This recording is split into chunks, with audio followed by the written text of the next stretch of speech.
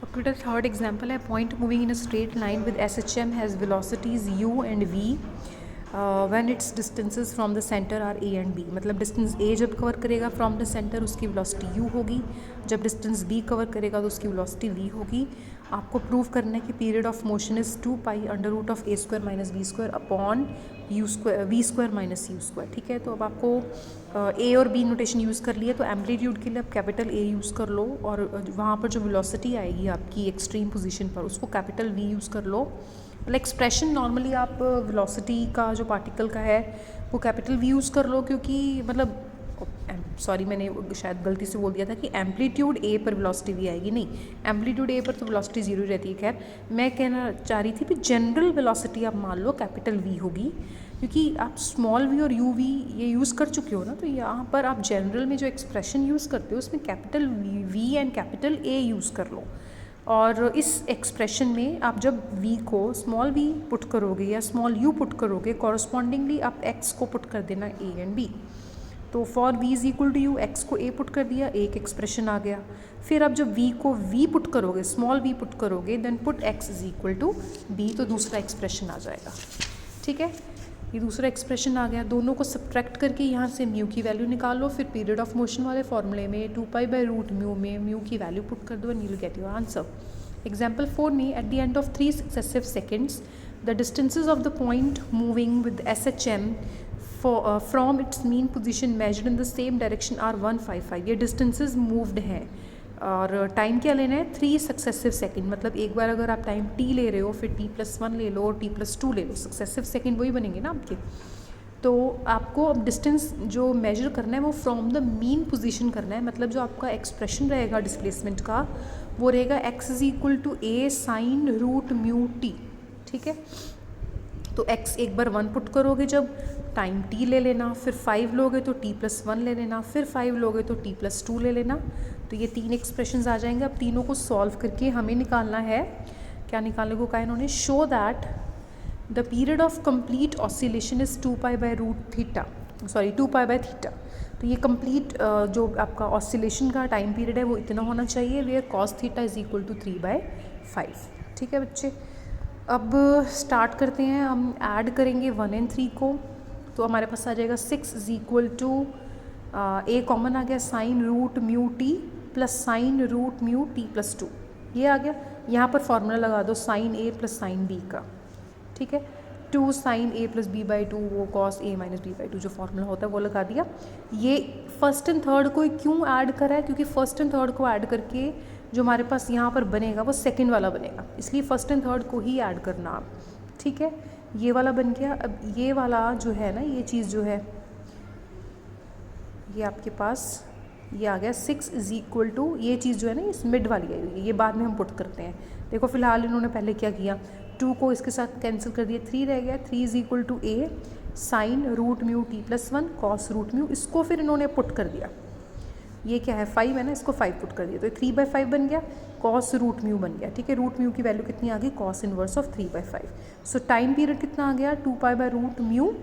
Root mu को अगर मैं थीटा ले लूँ तो टाइम पीरियड आ गया 2 pi by theta, where theta is root mu and root mu is cos inverse of 3/5, hence you can say cos theta is 3/5. ठीक है, फिफ्थ एग्जाम्पल में a particle is moving with SHM and while moving from one position of rest to the other it distances from the middle point of its path at 3 consecutive seconds are x1 x2 x3. prove that the periodic time is this much. अब जो है ना distances वो लिए हुए हैं from the middle point, मतलब mean position से लिए हुए हैं, और डिस्टेंसेस है x1 x2 x3 और वो 3 कंसेक्टिव सेकंड्स में लिए हुए हैं. मतलब अगर पहले डिस्टेंस को t टाइम लग रहा है फिर t+1 लगेगा फिर t+2 लगेगा. ठीक है, अब यहाँ पर जो पार्टिकल है ना वो मूव कर रहा है from one position of the rest to the other. मतलब पार्टिकल ने मूव शुरू किया करना from the position of the rest. Position of the rest जो होती है वो एक्सट्रीम पोजीशन होती है. सो वन एक्सट्रीम पोजीशन से दूसरी एक्सट्रीम पोजीशन तक वो मूव कर रहा है. तो उस केस में फिर आप जो एक्सप्रेशन लेते हैं ना डिस्प्लेसमेंट वाला, वो लेते हैं x is equal to a cos root mu t, मतलब कॉस वाला लेते हो. तो जब आप डिस्टेंस x1 लोगे टाइम t ले लेना, जब डिस्टेंस x2 लोगे तो टाइम t+1 ले लेना, फिर डिस्टेंस x3 ले लेना और टाइम t+2 2 ले लेना, ठीक है। फिर x1 एंड x3 को ऐड करके फर्स्ट एंड थर्ड एक्सप्रेशन को ऐड कर लिया और वही फार्मूला लगा दिया, cos of a plus cos of b, formula लग गया। क्यों लगाया, जैसे पिछले एग्जांपल में किया था वैसे ही है। ये हमारे पास आ गया x1 plus x3 is equal to, इसकी वैल्यू जो है ना ये वाली cos root mu t plus 1 की वैल्यू x2 पुट कर दी इन्होंने, ठीक है। तो यहाँ से cos रूट म्यू की वैल्यू आ जाएगी x1 प्लस x3, ये नीचे आ गया 2x2, तो रूट म्यू की वैल्यू क्या आ गई, cos inverse of x1 plus x3 upon 2x2।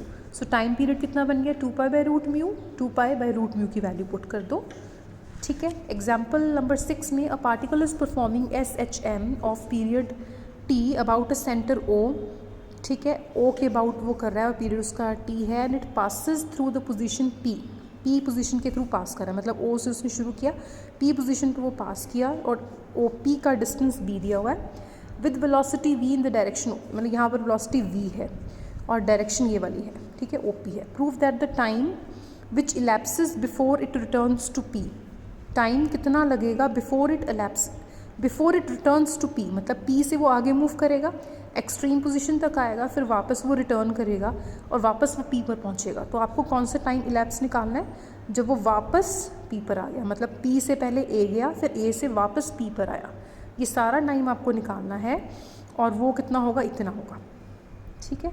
तो मैं अगर एक साइड वाला टाइम निकाल लूँ, P से A वाला टाइम निकाल लूँ, पहले मान लो कि वो T1 है, मतलब मैं T1 निकाल लूँ, तो फिर A से P वाला टाइम ऐड कर दो, ट्वाइस कर दो बस उसका, ठीक है।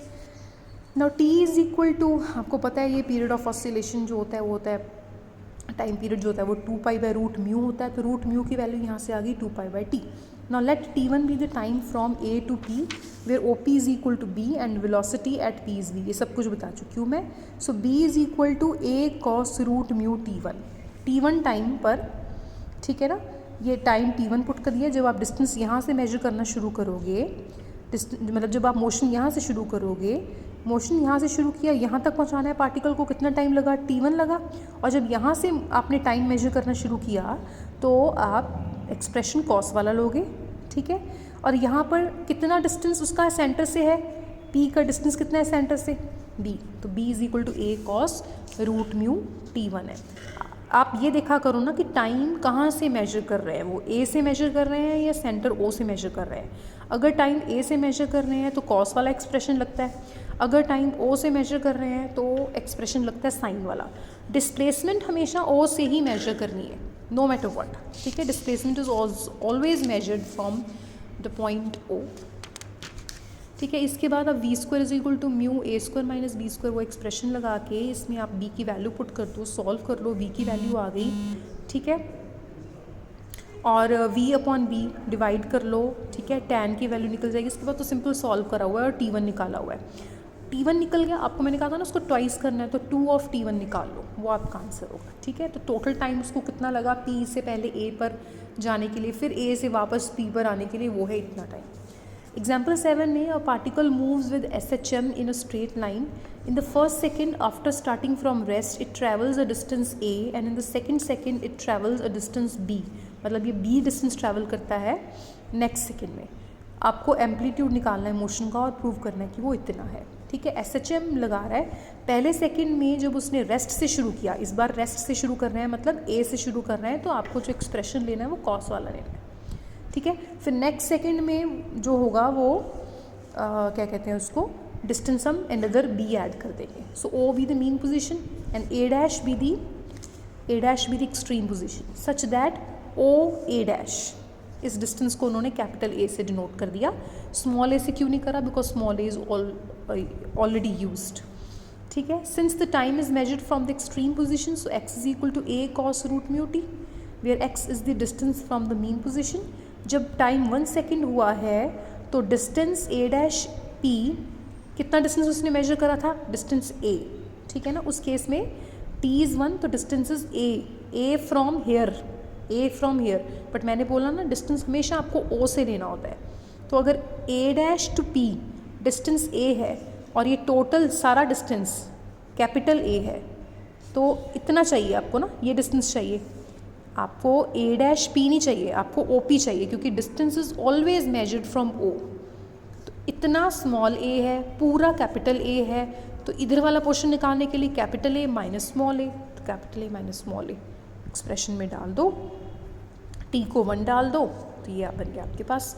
अब जब अनदर सेकेंड की बात करें तो टोटल टाइम 2 हो गया, डिस्टेंस आपका ए डैश क्यू हो गया, मतलब यहाँ से डिस्टेंस देखे जाए तो ए प्लस बी हुआ है, बट आपको तो डिस्टेंस यहाँ से देखना है, मतलब आप लिखोगे a minus b is equal to a cos 2 root mu, ठीक है। So a minus b is equal to a, फिर इसको आपने कॉस 2 थीटा की जो फॉर्मूला होता है वो पुट कर दो, 2 कॉस स्क्वायर थीटा माइनस 1 लिखा भी हो इन्होंने। फिर बस आप उसको सॉल्व कर लो दोनों एक्सप्रेशंस को, कॉस यहाँ से आप कॉस थीटा की वैल्यू निकाल लो, कॉस रूट म्यू की मतलब वैल्यू निकालो, वो आ जाएगी ए माइनस ए अपॉन ए, और यहाँ पर पुट कर दो, ठीक है। फिर उसके बाद में बस सॉल्व करना है सिंपली और आपका ए इतना आ जाएगा, ठीक है। नेक्स्ट नोट आपको दिया हुआ है, the general displacement of the particle moving in SHM is x is equal to a sine root mu t plus e. तो जब भी पार्टिकल SHM में मूव कर रहा है उसकी जनरल डिस्प्लेसमेंट देनी है वो इतना है, where a is the amplitude of the motion and the quantity root mu t plus e, इस क्वांटिटी को बोलते हैं phase of the motion, and e is the initial phase angle in the initial phase in angle, and t plus e upon root mu is defined to be the phase in time. तो ये note एक बार पढ़ लेना अच्छे से, अगले example में note use होगा, और मैं अगला एग्जाम्पल अगली वीडियो में शुरू करवाती हूँ।